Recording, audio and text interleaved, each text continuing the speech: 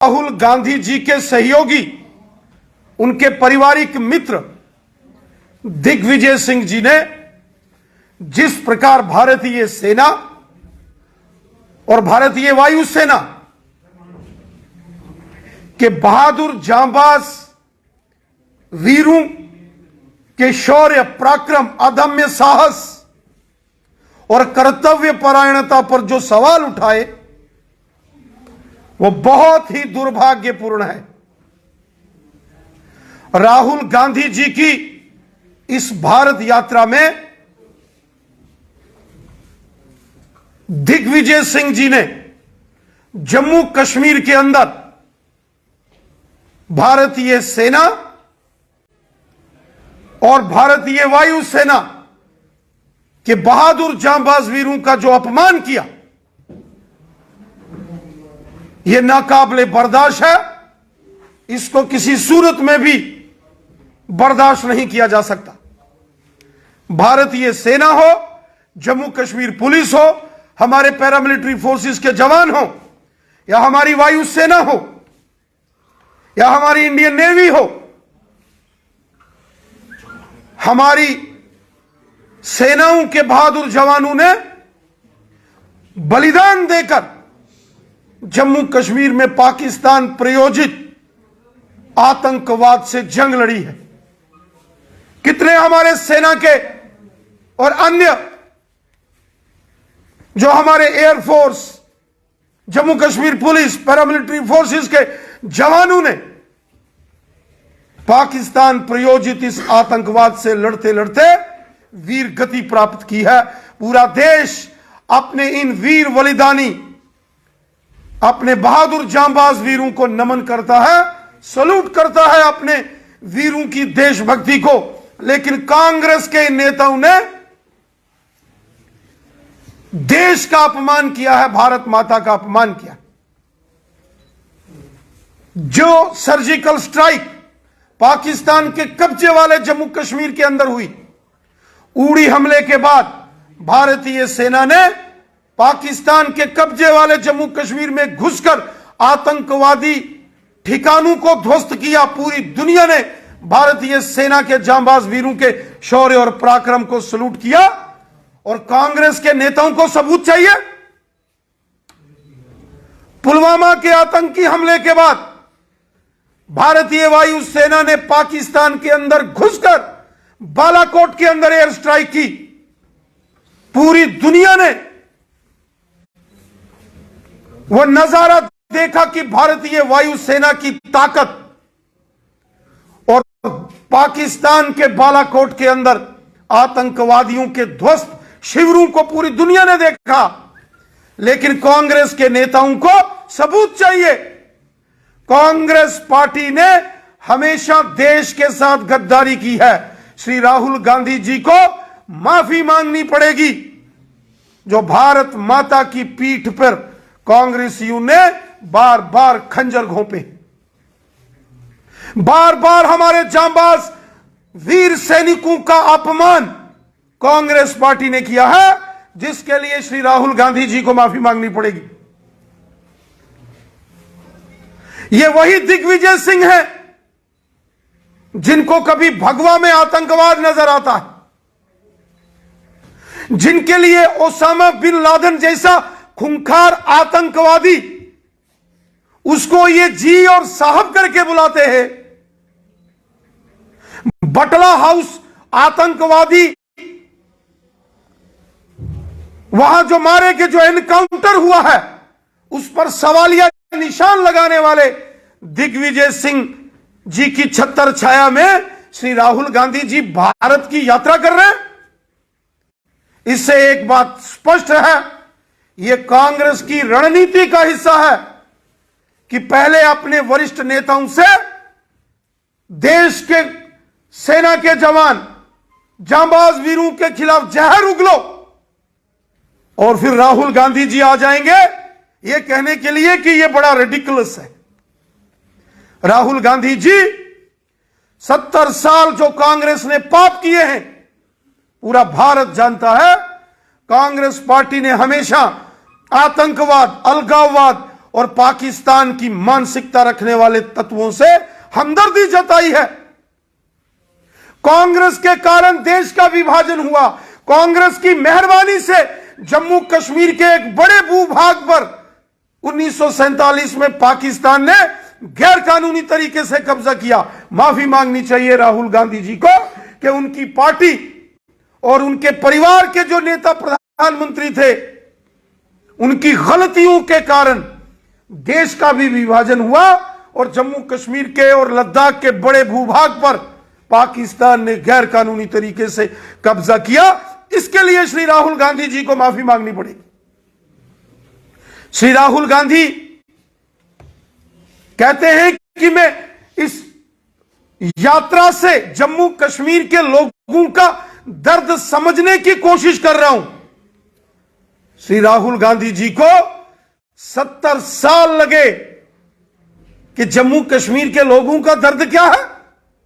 70 साल पश्चिम पाकिस्तान के जो विस्थापित, जो रेफ्यूजीज जम्मू कश्मीर में रह रहे थे, उनको कांग्रेस ने अधिकार नहीं दिए, नागरिकता नहीं दी। दलित समाज के लोग, वाल्मीकि समाज के लोग, गोरखा समाज के लोग, गुज्जर और बकरवाल समुदाय के लोग, पहाड़ी कबीले के लोग, जम्मू कश्मीर के अंदर जो हमारी मातृशक्ति है, महिलाएं हैं, 70 साल उनको अधिकारों से वंचित रखा गया। 70 साल जब जब कांग्रेस की सरकारें रही, जम्मू कश्मीर के देशभक्त लोगों को अपमानित और प्रताड़ित किया गया। कांग्रेस पार्टी जम्मू कश्मीर के देशभक्त लोगों की गुनाहगार पार्टी है। आज श्री राहुल गांधी जी को कश्मीरी पंडित समाज के हमारे भाई बहन याद आए।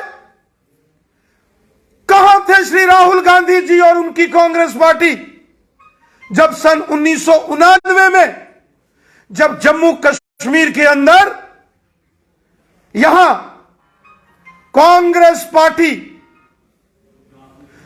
की सरकार नेशनल कॉन्फ्रेंस के साथ थी और बंदूक की नोक पर कश्मीरी पंडितों को कश्मीर घाटी से बाहर निकाल दिया गया। जब आतंकवादियों ने, अलगाववादियों ने, पाकिस्तानियों ने कश्मीर घाटी के अंदर तांडव किया और 5 लाख के करीब करीब कश्मीरी पंडित कश्मीर घाटी से निकाल दिए गए। 1990 के दशक में दिल्ली के अंदर कांग्रेस की सरकार थी और जब जम्मू कश्मीर में और यहां आतंकवाद पनपा, उस वक्त भी सत्ता कांग्रेस के हाथ में थी।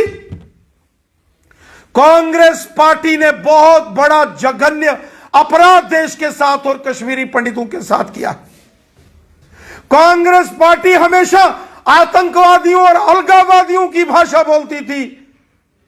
35 साल जो कश्मीरी पंडित कश्मीर से बाहर रह रहे हैं, यह सब कांग्रेस की वजह से है। इसके लिए कांग्रेस पार्टी जिम्मेवार है। कांग्रेस पार्टी ने जम्मू कश्मीर के देशभक्त लोगों से कभी बातचीत नहीं की, लेकिन कांग्रेस पार्टी ने यासीन मलिक जैसे आतंकवादियों को टेबल पर बिठा के उनके साथ कांग्रेस पार्टी के प्रधानमंत्री बिरयानी खाते थे। कांग्रेस पार्टी के नेता जम्मू कश्मीर के अंदर आतंकवादियों के मददगार थे। आतंकवादियों के प्रति कांग्रेस पार्टी के नेताओं की हमेशा सहानुभूति रही। कांग्रेस पार्टी ने जम्मू कश्मीर के अंदर देशभक्त लोगों को हमेशा अपमानित किया। आज तो राहुल गांधी भारत यात्रा के चलते वो जम्मू कश्मीर आए तो बड़ी आसानी से जम्मू कश्मीर में आए, लेकिन श्री राहुल गांधी जी को याद होना चाहिए कि भारतीय जनसंघ के संस्थापक स्वर्गीय पंडित प्रेमनाथ डोगरा, स्वर्गीय श्यामा प्रसाद मुखर्जी साहब प्रजा परिषद के संस्थापक पंडित प्रेमनाथ डोगरा जी जैसे महान क्रांतिकारी देशभक्त नेताओं को संघर्ष करना पड़ा, जेलों में जाना पड़ा, अपना बलिदान देना पड़ा। उसके बाद जाके जम्मू कश्मीर से परमिट सिस्टम समाप्त हुआ। वो परमिट सिस्टम जो पासपोर्ट टाइप व्यवस्था होती है, वो जम्मू कश्मीर के लिए कांग्रेस ने दी थी। कांग्रेस ने जम्मू कश्मीर को अलग से प्रधानमंत्री दिया था। जम्मू कश्मीर में अलग से कानून कांग्रेस की देन थी, और जम्मू कश्मीर को अलग से झंडा यह कांग्रेस की देन थी, जो माननीय प्रधानमंत्री नरेंद्र मोदी साहब के साहसिक निर्णय से जब धारा 370 का समापन हो गया, उसके बाद सिर्फ तिरंगा झंडा जम्मू कश्मीर में लहरा रहा है, और भारत देश का संविधान अब पूरे तरीके से जम्मू कश्मीर में लागू हो गया है।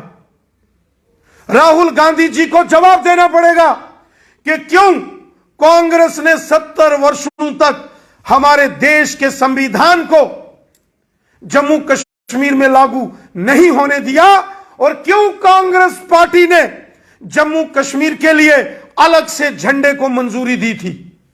यह जवाब श्री राहुल गांधी जी को देना पड़ेगा।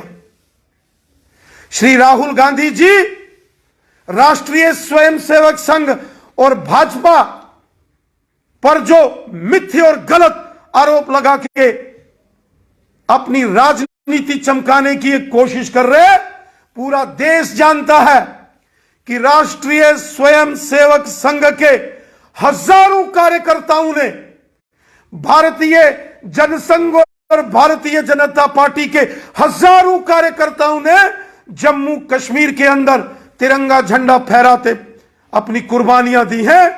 चाहे पाकिस्तान के खिलाफ हुई जंगे हों, आतंकवाद के विरुद्ध लड़ते हुए सेना का, पैरामिलिट्री फोर्सेस का, जम्मू कश्मीर पुलिस का सहयोग करते हुए राष्ट्रीय स्वयंसेवक संघ के और भारतीय जनसंघ, भारतीय जनता पार्टी के हजारों कार्यकर्ताओं ने अपने बलिदान जम्मू कश्मीर में और देश के अंदर दिए। क्या कारण था कि पंडित जवाहरलाल नेहरू को 1962 की भारत चीन के बीच जो हुई जंग थी, उसके बाद जब गणतंत्र दिवस 26 जनवरी आया, तो राष्ट्रीय स्वयंसेवक संघ के कार्यकर्ताओं की, स्वयंसेवकों की एक टोली, एक टुकड़ी को उस वक्त राजपथ पर सेना के साथ परेड करने की अनुमति दी गई थी। वो दर्शाता है कि राहुल गांधी जी के खानदान से बने प्रधानमंत्री जी भी ये बात समझते थे कि राष्ट्रीय स्वयंसेवक संघ इस देश की आत्मा है। संघ के और भारतीय जनसंघ, भारतीय जनता पार्टी के हर एक कार्यकर्ता, हर एक स्वयंसेवक के दिल में हिंदुस्तान बसता है।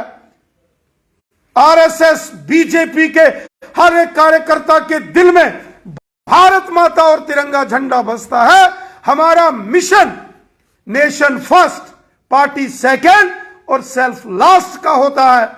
हमारा हर एक कार्यकर्ता अपनी मातृभूमि, अपने देश से प्यार करता है। हमारा हर एक कार्यक्रम भारत माता की जय से शुरू होता है और वंदे मातरम से समाप्त होता है।